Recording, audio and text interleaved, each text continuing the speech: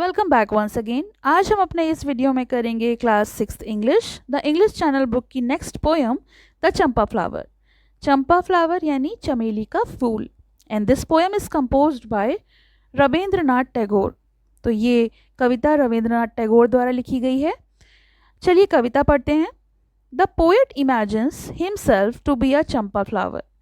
यहाँ कवि खुद को चमेली के फूल मानकर कल्पना करते हैं कि वो एक चमेली का फूल हैं।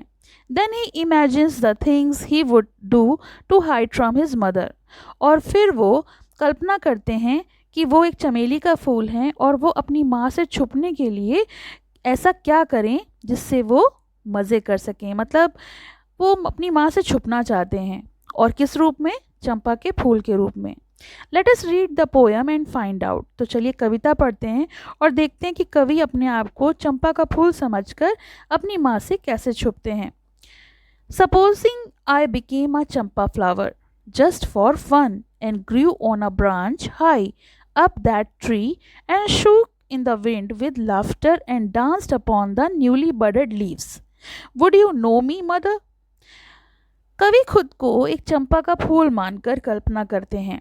वह सोचते हैं कि अगर वो मज़े के लिए, फन के लिए एक चंपा का फूल बन जाएं और पेड़ की एक ऊंची शाखा पर उग जाएं, फिर उसके बाद हवा में हंसते हुए झूमें, नई पत्तियों पर नृत्य करें, तो क्या उनकी माँ उन्हें पहचान पाएंगी?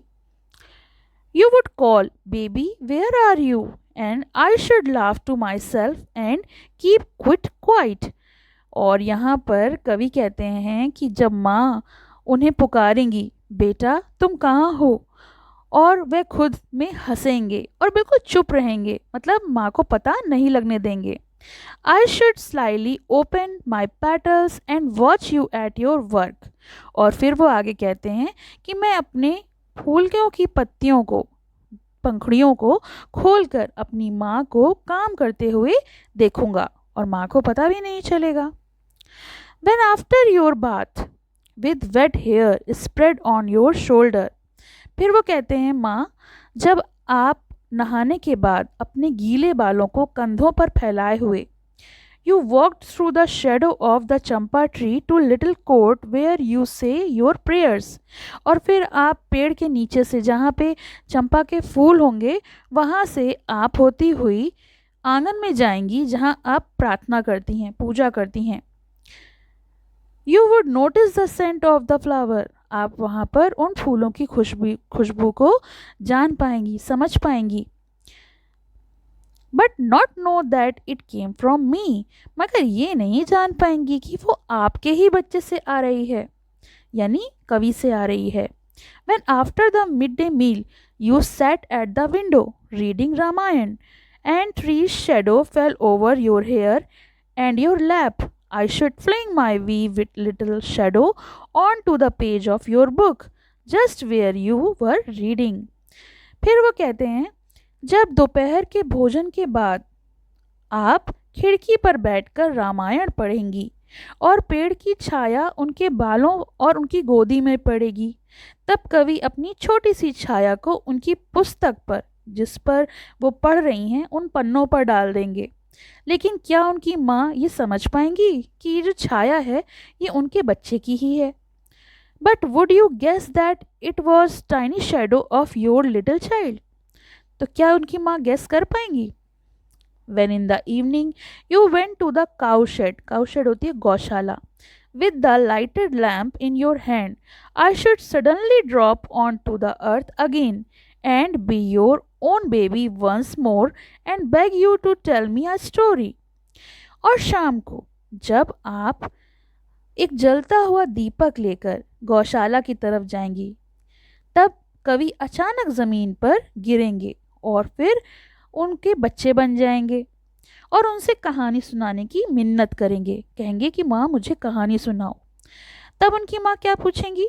Where have you been you naughty child? तुम कहाँ चले गए थे मेरे बच्चे? तुम मतलब बच्चों कहते हैं ना शरारत में छुप जाते हैं, तो तुम कहाँ थे शरारती बच्चे? And I won't tell you mom mother that's would you and I would say then. तो वो कहते हैं कि मैं आपको नहीं बताऊंगा कि मैं कहाँ था। यही बात कवि और उनकी माँ कहेंगे। तो यहाँ पर रविंद्रनाथ टैगोर जी ने इस कविता में बताया है कि वो अपनी माँ से छुपने के लिए ऐसे कल्पना कर रहे हैं कि वो एक चंपा का फूल बन जाएंगे, यानी वो अपनी माँ के आसपास तो रहेंगे मगर फूल बनकर उनको देखेंगे।